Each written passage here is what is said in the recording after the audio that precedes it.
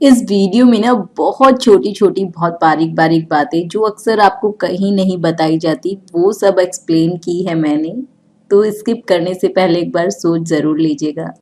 छोलों को काला करने के लिए हम जनरली चाय पत्ती का यूज करते हैं, बट मैं चाय पत्ती का ना यूज बहुत ही रेयर कंडीशन में करती हूँ। इसका रिप्लेसमेंट मैं किससे करती हूँ? इस आंवले से। जी हाँ, इस आंवले से किस तरह से पूरे साल स्टोर करके रखती हूँ अपने आंवलों को, चलिए दिखाती हूँ। धोकर ड्राई होने के लिए छोड़ दीजिए।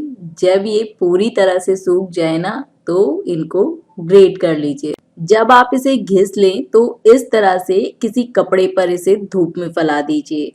धूप बहुत अच्छी है तो एक ही दिन में सूख जाएगा, बट हाँ, सर्दियों के मौसम में धूप अच्छी नहीं होती तो इसे मुझे 3-4 दिन तक इसी तरह से कपड़े पर सुखाना पड़ा। मक्खी या मच्छर से बचाने के लिए मैं यूज कर रही हूँ यहाँ पर ये पुराना दुपट्टा। 1-2 दिन में जब इसका पानी सूख जाए ना तो आप इसे किसी इस तरह से बर्तन में करके भी धूप में रख सकते हैं। अभी पूरी तरह से नहीं सूखा है, कलर देखिए कितना प्यारा लग रहा है। ये मैंने अभी थोड़े से ही आंवले का बनाया था, 250 ग्राम आंवले का। जब भी आप छोले उबालें तो छोले उबालते वक्त इसे आधा चम्मच डाल दीजिए। कम या ज्यादा आप छोले की क्वांटिटी के अकॉर्डिंग कर सकते हैं। आंवला है, नेचुरल चीज है, ज्यादा भी पड़ जाएगा तो भी कोई प्रॉब्लम नहीं होगी, बट हाँ, बहुत ज्यादा डालने से टेस्ट में डिफरेंस आ सकता है क्योंकि आंवले का टेस्ट थोड़ा सा कसैला होता है। मेरे साथ तो कई बार ऐसा होता है, मॉर्निंग में बच्चों की डिमांड होती है कि लंच में आज छोले भटूरे बनेंगे। उस टाइम पे मेरे पास हार्डली 2 से 3 घंटे ही होते हैं छोलों को भिगोने के लिए। तो छोलों को भिगोने के लिए मैं क्या करती हूँ, गुनगुने पानी में ना थोड़ा सा खाने का सोडा मिला दीजिए और 2 से 3 घंटे के लिए इन्हें सोक कर दीजिए। और जब आप बॉईल करेंगे ना तो आपको लगेगा ही नहीं कि आपने ओवरनाइट नहीं भिगोए। बहुत अच्छे से सॉफ्ट हो जाते हैं। वैसे तो मैं भटूरे ना बहुत कम बनाती हूँ, मुझे ना बहुत ज्यादा कॉन्फिडेंस नहीं है, बट इस बार बहुत फूले फूले बहुत ही ज्यादा टेस्टी भटूरे बने। किस ट्रिक को फॉलो करा चलिए बताती हूँ। जब मैंने डो लगाया तो मैंने वीडियो शूट नहीं की क्योंकि मुझे खुद पे कॉन्फिडेंस नहीं था, बट जब रिजल्ट ऐसा मिला तो खुद में कॉन्फिडेंस सच्ची में आ गया। भटूरे का डो लगाने के लिए मैंने मैदा में ना थोड़ी सी सूजी मिलाई। इस तरह से समझ लीजिए कि 250 ग्राम मैदा में 4 टेबल स्पून। थोड़ी बहुत कम ज्यादा भी हो जाए ना तो कोई फर्क नहीं पड़ता, ज्यादा हो जाती है तो अच्छा ही है, सॉफ्टनेस बढ़ जाती है भटूरों की। पहले मैं अक्सर इनो मिलाती थी, इनो मिला के भी मुझे इतना अच्छा रिजल्ट नहीं मिलता था। इस बार मैंने लिया बेकिंग पाउडर, जो डिब्बी में आता है वही, बेकिंग सोडा नहीं, half table spoon baking powder use किया। मॉर्निंग में मैंने 8 o'clock के आसपास डो लगाया था और नून में 1 से 2 बजे मैंने ये भटूरे बनाए हैं। जब मैंने डो लगाया तो मुझे ये फीलिंग आ रही थी कि हाँ, इस डो से ना आप आधे घंटे के अंदर भी भटूरे बना सकते हैं, इसी तरह का रिजल्ट मिलेगा। क्योंकि बेकिंग पाउडर को जब हम डो में मिक्स करते हैं, अच्छे से आटे को गूंथते हैं तो डो में ना एक फ्लफीनेस इंस्टेंट आ गई थी। डो को मैंने लगाया हल्के गुनगुने पानी से, कुछ भी दही वगैरह कोई यूज नहीं की। और हाँ, बाद में उसमें हल्का सा ऑयल मिक्स करके रख दिया। एक बहुत ही इंपॉर्टेंट चीज मैं आपको बताती हूँ, जब हम रोटियां बनाते हैं तो हम आटा लगा के रख देते हैं, फिर जब हमें रोटियां बनानी होती हैं तब तुरंत हम आटे को सही करते हैं, तब रोटियां बनाते हैं, अच्छी बनती हैं। बट भटूरे के केस में जब हम एक बार हमने आटा लगा के रख दिया, जब उसे दोबारा हमें बनाने की बारी आती है, उस टाइम पर अगर हम सही करके भटूरे बनाएंगे तो कभी हमारे भटूरे अच्छे नहीं बनेंगे।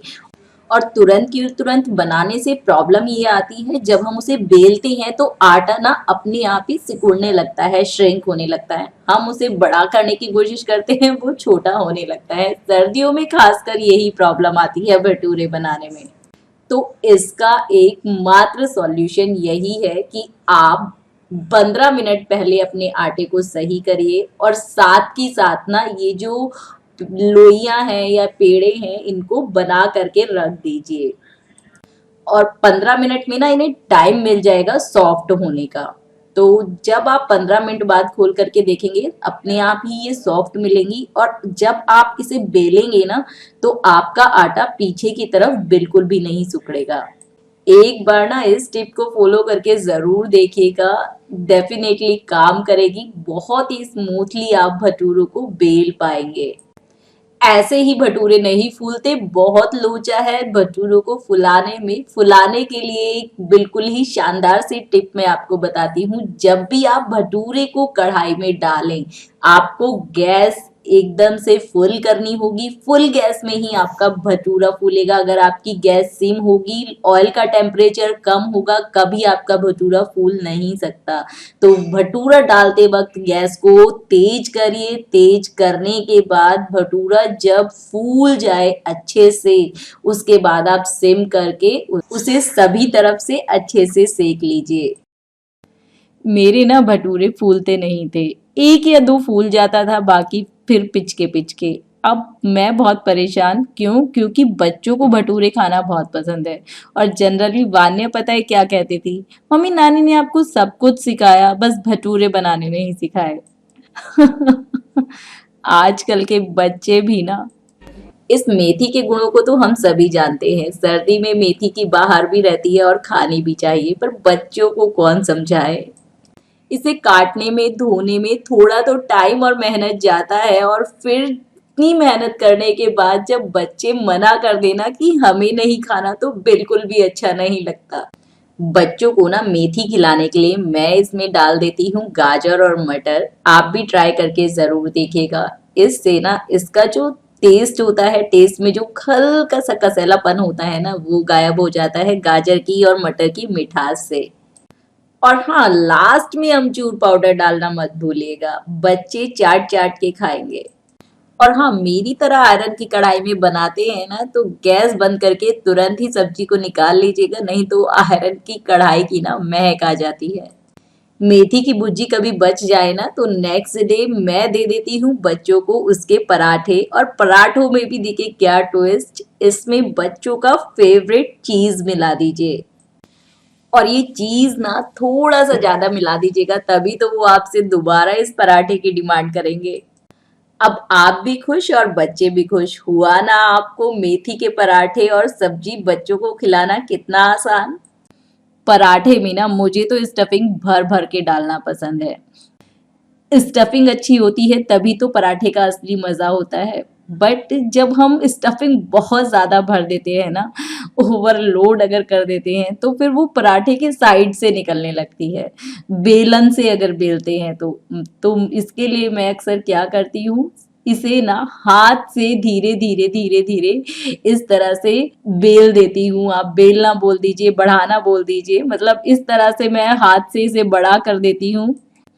और हाँ, इस प्रोसेस में एक बहुत इंपॉर्टेंट बात ज़रूर आपको ध्यान रखनी है कि आपका जो डो है, आपका जो आटा है ना, वो सॉफ्ट लगा होना चाहिए। अगर सॉफ्ट होगा तभी ये हाथ से आगे की तरफ बढ़ेगा, अदरवाइज नहीं। और बस लास्ट में हल्का सा बेलन चलाती हूँ, पराठा बहुत अच्छे से बन जाता है। अगर आपके बच्चे भी इस पराठे को पसंद करने लगे ना, तो लंच के लिए एक बहुत अच्छा ऑप्शन है ये। लास्ट वीडियो में जो मैंने लंच बॉक्स पैक किया था ना अपने बच्चों के लिए, वो यही पराठा था। चलिए, आज के लिए बस इतना ही। कुछ भी आपके लिए हेल्पफुल हो तो एक लाइक का बटन जरूर प्रेस कर दीजिएगा, मैं भी थोड़ा मोटिवेट हो जाऊंगी। फिर मिलूंगी आपसे नेक्स्ट व्लॉग में। Till then, bye bye.